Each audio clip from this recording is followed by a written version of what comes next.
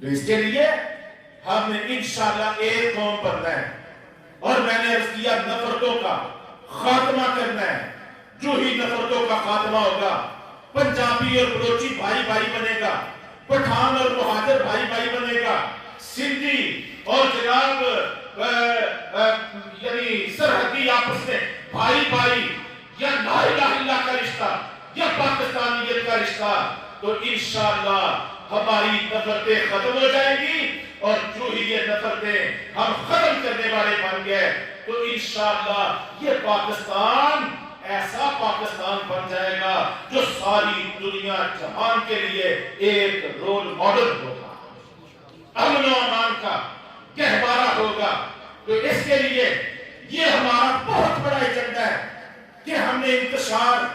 افراتفری کے اس ماحول میں ہم نے فتووں والا انداز نہیں اپنانا، مار دھاڑ والا نہیں اپنانا، لوگوں کی پگڑیاں اچھالنے والا نہیں اپنانا، گالی گلوچ والا نہیں اپنانا۔ ہم نے انشاءاللہ سب کے پاس محبت کا، اعتماد کا اور باہمی یعنی امداد باہمی کا، اخوت کا، مواخات کا پیغام لے کے جانا ہے۔ رب کریم اس مشن میں ہمیں کامیاب کرنا ہے۔ اور دوسرا کام ہم نے جو سوچا ہے مضبوط پاکستان کے لیے، وہ ہے پاکستان کو معاشی طور پہ مستحکم کرنے کا پروگرام، اس میں غربت کا خاتمہ کرنے کا پروگرام، غریبی کا علاج کرنے کا پروگرام۔ یہ ہمارا ایجنڈا نہیں ہے، یہ ہمارے رب کا عطا کردہ ایجنڈا ہے، یہ ہمارے نبی کا اور خلفائے راشدین کا آزمایا ہوا ایجنڈا ہے۔ ہم نے انشاءاللہ، ہماری سوچ بڑی وسیع ہے، اللہ نے ہمیں یہ ادراک اور شعور دے دیا ہے کہ یہ کام کوئی مشکل نہیں ہے۔ اللہ تبارک تعالیٰ نے کروڑ ہا وسائل اور نعمتوں سے اس پیارے پاکستان کو نوازا ہوا ہے، بس قوم کا ایک شعور بلند کرنے کی، مستحکم اور مرتب کرنے کی، محنت کرنے کی ضرورت ہے۔ اور اگر ہم زکوٰۃ کا، عشر کا، فطرانے کا، صدقہ و خیرات کا یہ شعور لوگوں میں پیدا کرنے والے بن جائیں کہ یہ چیزیں یہ تمہارا نہیں ہے مال، یہ تمہارے رب کا حصہ ہے، اپنے رب کے حصے کو قسم کرو گے، اللہ تبارک تعالیٰ سارے کے سارے مال کو تباہ و برباد کر دے گا۔ اس سے باز آ جاؤ، اگر چاہتے ہو مال میں فراخیاں بڑھے، مال میں برکتیں ہوں، اللہ تمہیں بہت زیادہ مال و دولت کی نعمت عطا فرمائے، پھر رب تعالیٰ کا پورا حق ادا کرو۔ اور حق کیسے ادا کرو؟ تُؤْخَذُ مِنْ أَغْنِيَائِهِمْ فَتُرَدُّ إِلَىٰ فُقَرَائِهِمْ۔ رات بھی میں نے گجرانوالہ میں یہ بات کی، یہ اقتصادیات پہ اسلامی تاریخ میں بہت اوائل میں کتاب لکھی گئی، اقتصادیات پہ، الاموال کے نام پہ۔ ابو عبید بہت بڑے محدث اور عالم ہیں جنہوں نے اسلامی تاریخ میں اقتصادیات پہ پہلی کتاب جو ہے وہ مرتب کی۔ انہوں نے اس میں پورا ایک واقعہ صحیح سند کے ساتھ نوٹ کیا۔ یہ معاذ بن جبل رضی اللہ عنہ یہ یمن کے گورنر تھے، اور ان کو گورنر نبی کریم صلی اللہ علیہ وسلم نے بنایا تھا، اور آج فاروق اعظم کا دور ہے اور یہ یمن کے والی اور گورنر ہے۔ اور انہوں نے کیا کیا؟ انہوں نے بہت بڑی مد میں، بہت بڑی تعداد میں اونٹوں پہ یمن سے جناب وسائل، سونا، چاندی اور راشن اور اجناس، یہ بیسیوں سینکڑوں اونٹوں کا لدا ہوا قافلہ یہ یمن سے مدینہ منورہ روانہ کیا۔ امیر المومنین فاروق اعظم ہے، انہوں نے دیکھا کہ معاذ بن جبل نے یمن سے یہ سامان بھیجا ہے، ایک مرتبہ تو برداشت کر گئے، کچھ ہی وقت گزرا، اس سے بڑا قافلہ سامان سے لدا ہوا۔ معاذ بن جبل رضی اللہ عنہ نے دوسرا قافلہ مدینہ منورہ روانہ کر دیا۔ فاروق اعظم رضی اللہ عنہ غضبناک ہو گئے اور قاصد روانہ کیا کہ فوراً معاذ بن جبل کو کہو کہ وہ میرے دربار میں پیش ہو اپنے احتساب کے لیے۔ یہ معاذ بن جبل ہوتا کون ہے کہ نبی کریم صلی اللہ علیہ وسلم کو فرمائے کہ زکات انہی کے مال کا رب سے لی جائے اور اسی آبادی کے فقراء مستحقین اور محروم طبقوں پہ خرچ کی جائے، اور یہ سینکڑوں اونٹوں پہ جناب زکات اور صدقات کا مال یہ لوٹ کر کے یہ مدینہ منورہ بھیج رہے ہیں، یہ میری خوشنودی حاصل کرنا چاہتا ہے، یہ میری چاپلوسی حاصل کرنا چاہتا ہے۔ طلب کرو معاذ بن جبل کو۔ معاذ بن جبل رضی اللہ عنہ اللہ کے رسول کے بہت عظیم صحابی، وہ جناب مدینہ منورہ طلب کر لیے گئے، امیر المومنین کی بارگاہ میں حاضر ہوئے ہیں۔ غصب راہ کے امیر المومنین، تم ہوتے کون ہو؟ یمن والوں کا ہاتھ ہمارے پاس دیکھنے والے۔ اللہ اکبر، امیر المومنین کی غصب راکی دیکھ کے معاذ بن جبل عرض کرنے لگے، امیر المومنین میرے بارے میں جلد بازی میں کوئی فیصلہ نہ کر لینا، میری بھی رائے سن لو، میری بھی رائے سن لو۔ کہا، فرمایا سناؤ۔ معاذ بن جبل کہنے لگے، امیر المومنین ہم نے جب یہ زکات اور یہ سارے اموال اکٹھے کیے تو ہم نے یمن کے ملک کا، ریاست کا، صوبے کا ایک ایک گھر کا سروے کیا، ایک ایک دروازہ کھٹکھٹایا کہ لوگوں زکات کا ڈھیر لگا پڑا ہے، صدقات و عشر کا ڈھیر لگا پڑا ہے، جس کو ضرورت ہو، جتنی ضرورت ہو وہ لے جائے۔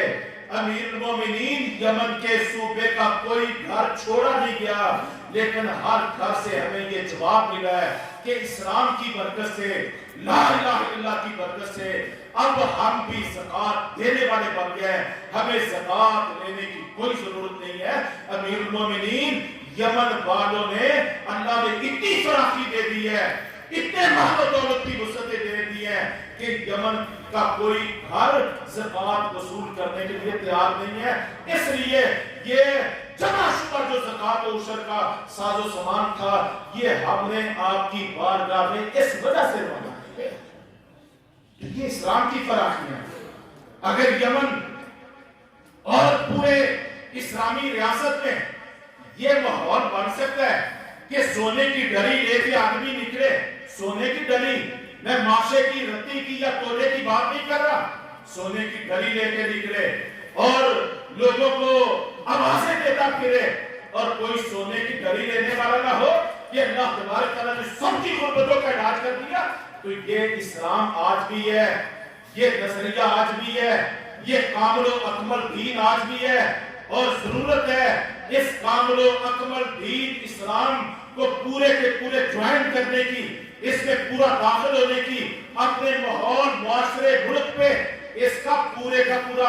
راج قائم کرنے کی۔ اللہ کو گواہ بنا کے کہتا ہوں، اگر ہم صحیح معنوں میں اسلام کے معاشی نظام کو بروئے کار لے آئے، یہ ہمیں IMF کے سامنے قرضہ گدائی لے کے پیش نہ ہونا پڑے، یہ سود پہ ہمیں قرض لینے کی یہ مصیبت نہ کرنا پڑے۔ 5 صدی سے ہم ہر حکومت اس راستے پہ چلی اور پتہ نہیں کب تک چلتے رہیں گے،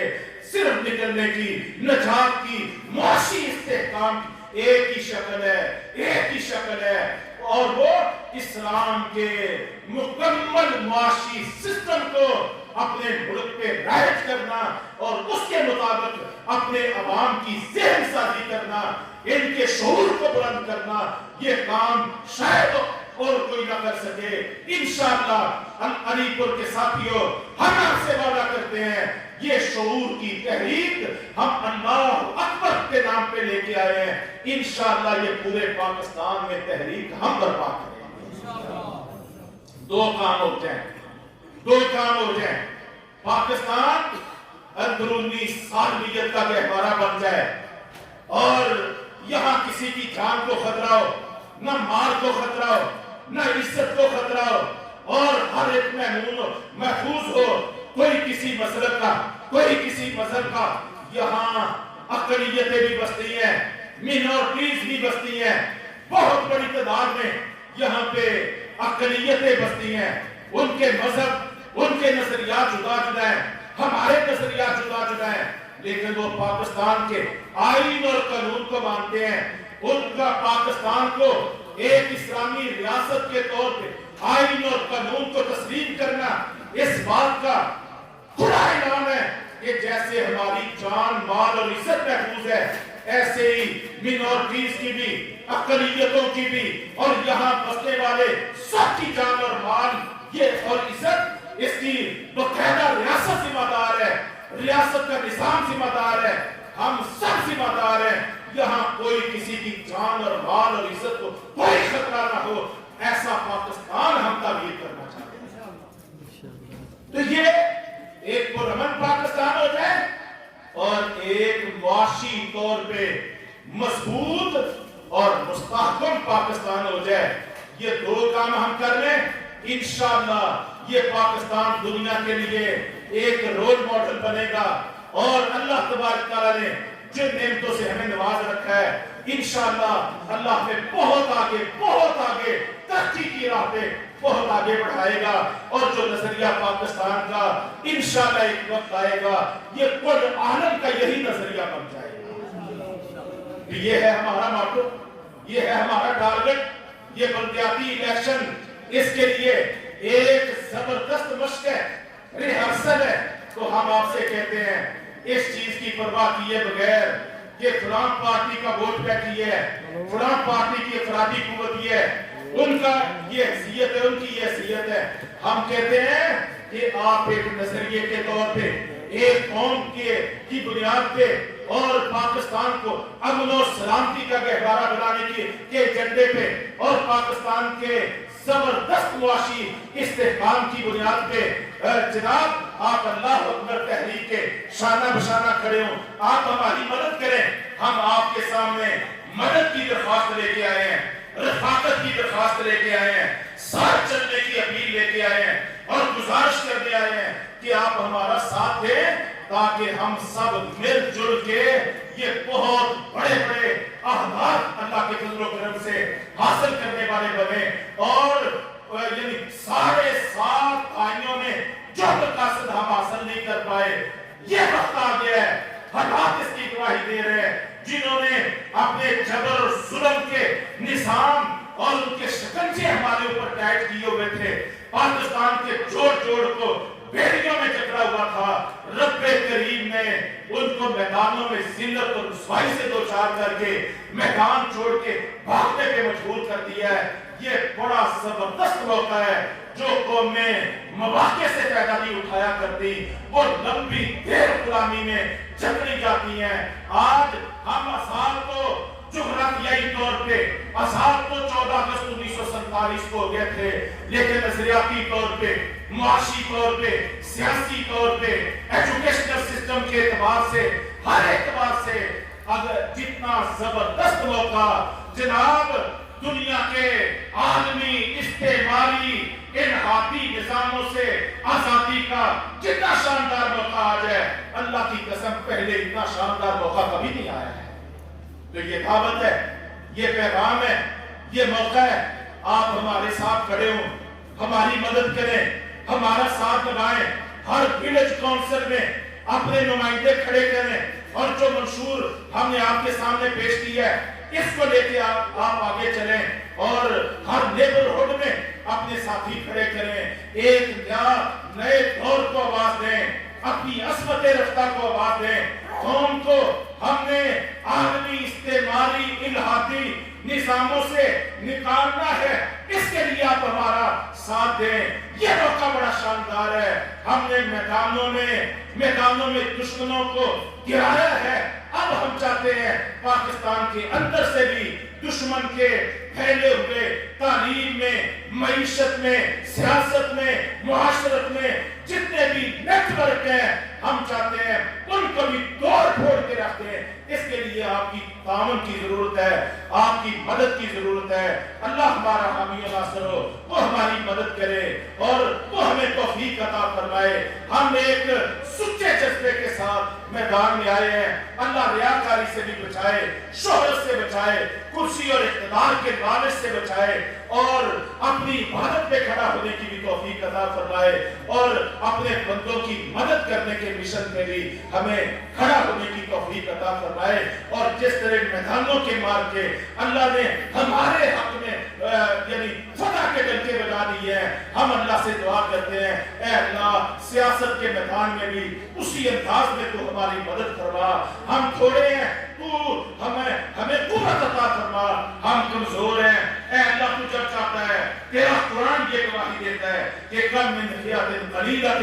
غلبت فئۃ کثیرۃ بإذن اللہ، جب اللہ کا حکم آ جاتا ہے تو تھوڑے لوگ بھی بہتوں پہ غالب آ جایا کرتے ہیں، کمزور بھی طاقتوروں پہ چڑھ جایا کرتے ہیں۔ فرعونوں پہ اللہ موسیٰ علیہ السلام کے ذریعے بنی اسرائیل کو غالب کر دیتا ہے۔ قرآن میں یہ واقعات بڑے پڑے ہیں، اے اللہ تو آج بھی اسی طرح مدد فرما جیسے تو اپنے نبیوں کی مدد کیا کرتا تھا، نبیوں کے نیکوکار ساتھیوں کی مدد کیا کرتا تھا۔ آج ہم تیرے کلمے کی بنیاد پہ تیری عظمت کو قائم کرنے کے لیے، تیرے اسلام کا ڈنکا بجانے کے لیے، اس کی رٹ قائم کرنے کے لیے، اس کو ایک مذہبی رسم و رواج سے نکال کے ایک قانونی آئینی اور ایک طاقت کی حیثیت سے قائم کرنے اور اس کو قانون کی حیثیت سے لاگو کرنے کے لیے ہم میدان میں آئے ہیں تاکہ ہماری عدالتیں بھی تیرے دین کے مطابق فیصلے کریں، ہماری پارلیمنٹ پر بھی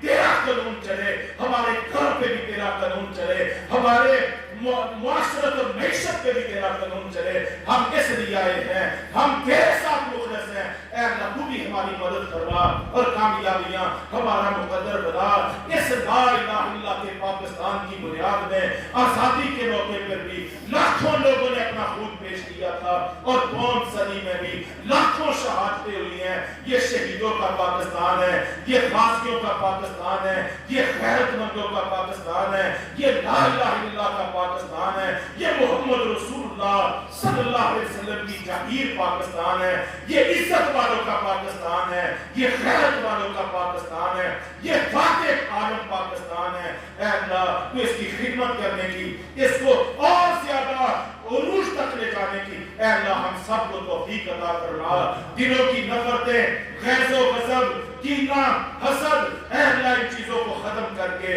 ہمیں ایک فلاحی اسلامی معاشرہ قائم کرنے کی توفیق عطا فرما۔ فرقہ بندیوں سے نکل کے ایک امت کی سوچ لے کے سب کو اپنے نبی کے ساتھ جوڑنے کی اے اللہ ہمیں توفیق عطا فرما، قرآن کے ساتھ جوڑنے کی توفیق عطا فرما اور محبتوں کو عام کرنے کی توفیق عطا فرما اور اپنوں کی مدد کرنے کی اسی طرح توفیق دے جس طرح تو نے مدینے کے انصار کو توفیق عطا فرمائی تھی، تاکہ محبتوں بھرا اور شفقتوں بھرا ایک معاشرہ یہ بات سے وجود میں آ جائے۔ یہی ہماری سیاست ہے، یہی ہماری خدمت ہے، یہی ہماری دعوت ہے، یہی ہمارا جہاد ہے، یہی ہماری زندگی کا مقصد ہے۔ اِنَّ صَلَاتِي وَنُسُكِي وَمَحْيَايَ وَمَمَاتِي لِلَّهِ رَبِّ الْعَالَمِينَ لا شریک لہ وبذالک امرت وانا اول المسلمین۔ اللہ عمل کی توفیق عطا فرمائے، آپ سب کا تشریف لانا قبول فرمائے۔ میں چودھری افسر صاحب کو بھی اور اپنے بھائی یوسف کو بھی اور علی پور چٹھا کی ساری ورکنگ ٹیم کو بھی، کام کرنے والے کارکنان کو بھی اور تشریف لانے والے مؤسسین اور مہمانان گرامی قدر کو بھی میں سب کو جناب پھر میں آپ سب کا شکریہ ادا کرتا ہوں۔ اور آپ نے ہمیں عزت دی ہے، ہمیں تصور نہیں تھا کہ آپ اپنا کام کاج چھوڑ کے اتنی بڑی تعداد میں ماشاءاللہ آئیں گے۔ یہ کامیاب ورکر کنونشن پر آپ سب بھائیوں کا شکریہ، آپ سب بھائیوں کا بہت بہت شکریہ۔ اللہ تبارک تعالیٰ آپ کا اور ہم سب کا حامی و ناصر ہو جائے اور محنتیں اور کوششیں قبول فرمائے۔ بہت شکریہ۔ السلام علیکم ورحمۃ اللہ۔